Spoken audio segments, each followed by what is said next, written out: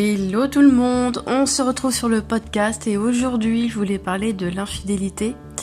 Alors je préviens tout de suite, hein, l'épisode là il est pas du tout préparé, j'y vais vraiment au feeling et je fais cette vidéo suite à la demande d'une de mes accompagnées, une personne que j'accompagne en maïeusthésie est venue vers moi pour échanger sur son couple et elle me disait qu'elle a failli, mais vraiment failli passer à l'étape de l'adultère. Bref, je voulais parler de ce sujet parce que même en discutant avec elle-même, je sais pas si elle s'est rendue compte, mais elle est partie démonter chez moi plein de croyances sur ça. Donc déjà, je voulais commencer par vous dire que il y en a beaucoup qui pensent que tromper, ça veut dire qu'il n'y a pas d'amour. Dans le sens, si on trompe notre partenaire, c'est qu'on l'aime pas. Et là, j'ai pu le voir en séance. Cette personne, elle aime vraiment, sincèrement son compagnon. Mais on est parti voir certaines blessures et elle a de la dépendance affective. Donc, ce que je veux dire par là, c'est elle était à deux doigts de commettre un adultère. Pourquoi ? Parce que elle est en dépendance affective. Vous me direz en commentaire si ça vous parle parce que elle-même est en dépendance et elle me disait que ce que lui donnait son partenaire c'était pas suffisant. Elle était jamais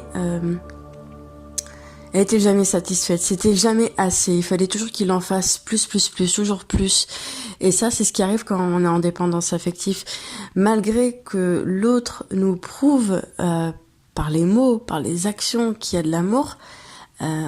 Quand on est dans cette dépendance-là, c'est pas assez. Vraiment, ça peut aller très très loin.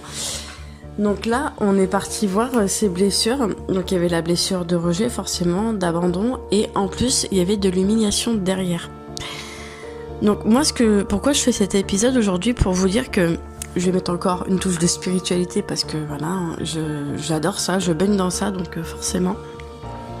Pour moi, l'infidélité, en fait, et ça n'engage que moi, c'est que ma vérité, l'infidélité, je crois que si tout le monde devait accepter le fait qu'on puisse tous en fait passer à l'acte un jour d'être infidèle, si tout le monde pouvait accepter cette part d'ombre en nous, qu'on peut craquer à tout moment, qu'on peut être infidèle à tout moment, à partir du moment où on accepte ça, mais vraiment accepter et l'intégrer, on peut être sûr qu'après ça, on a la notion de choix, on a le choix en fait, on a même le contrôle sur nous-mêmes, on fait ce qu'on veut.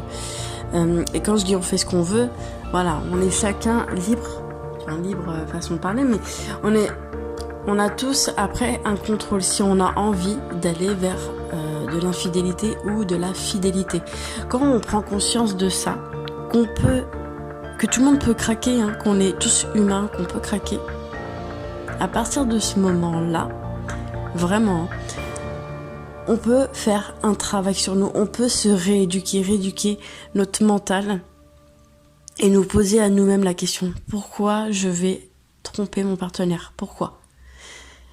De quoi j'ai besoin derrière ça ? Se poser plein de questions, de se dire de quoi j'ai besoin, pourquoi j'ai envie de faire ça, qu'est-ce qui se cache derrière cette envie d'aller tromper mon partenaire, quelles sont les conséquences, se poser plein de questions, quelles sont les conséquences de ça, de cet acte, parce que beaucoup n'acceptent pas ça et ensuite il y a une séparation, et puis il y en a certains aussi qui arrivent aussi à dépasser l'infidélité. Il y a certains couples qui arrivent à le dépasser.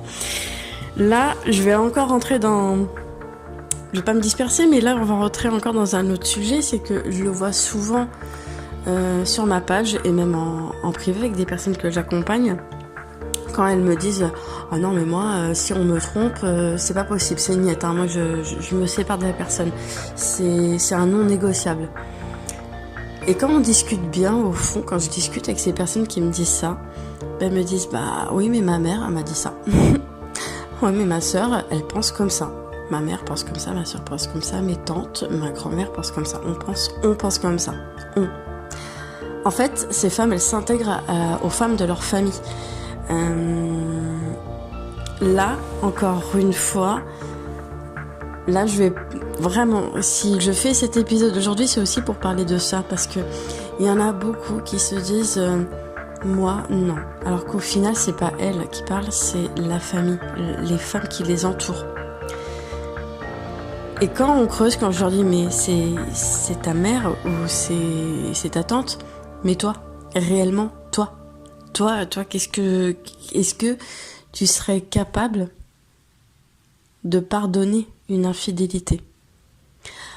Alors vous, peut-être qui est dans l'ego à dire ah non, moi non, ça c'est pas possible, c'est pas me respecter, donc moi je me sépare. Si au fond on va creuser que vraiment c'est vraiment votre vraie valeur que vous avez besoin de vous séparer parce que pour vous c'est vraiment un vrai non négociable, parce que il y a des vrais et des faux, parce que des fois c'est juste l'ego qui parle, hein, ou pour faire comme tout le monde parce que tout le monde dit bah non, moi j'accepterai pas ça, bah on fait comme tout le monde. Sauf qu'au final on est mal. On est mal parce qu'au fond nous on sait qu'on n'est pas comme ça et que notre vrai soi, le vrai soi, votre âme, votre âme, quand on va creuser, moi je le vois quand j'accompagne les personnes en thérapie, quand on va creuser, au final, ces personnes-là me disent mais moi si on vient me tromper, je sais que je suis quelqu'un qui est beaucoup dans la communication. Il y a des personnes qui n'ont pas de problème de discuter, de communiquer, mais une communication saine, hein, pas une communication de je parle et voilà. Et pour moi ça va et l'autre on s'en fout de l'autre. Non, c'est vraiment une vraie communication active, une écoute active.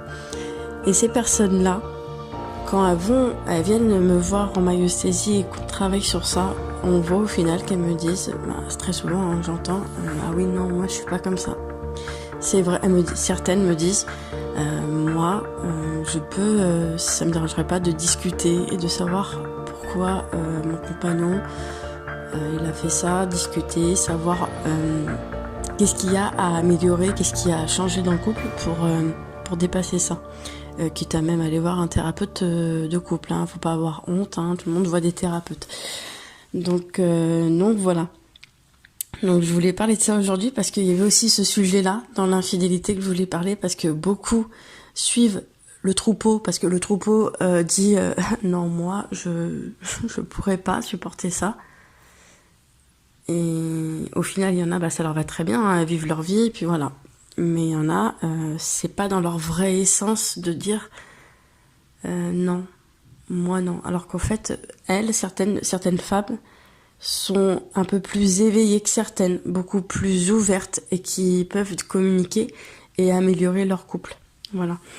Un couple, pour moi, de ce que je vois, de ce que j'ai vu aussi dans mon expérience personnelle et pas que au fil des échanges et des séances que j'ai en thérapie, j'ai remarqué que si un des deux fait au moins un petit effort, l'autre, s'il est un tout petit peu éveillé, il va se rendre compte qu'il y en a un qui fait un effort ou une qui fait l'effort, et ça va aller dans ce sens-là, dans le sens de l'énergie qui monte, qui évolue. Donc voilà, pour moi, un couple, il est pas fait pour être ensemble, il doit tout faire pour être ensemble. Donc voilà pour cet épisode. J'espère en tout cas que ça vous a plu, que ça a pu ouvrir votre conscience sur le sujet. Je vous fais plein de bisous et n'hésitez surtout pas à dire vos impressions en commentaire et surtout à partager la vidéo si vous connaissez des personnes qui sont dans ce cas-là. Voilà, je vous fais plein de bisous et je vous dis à la prochaine.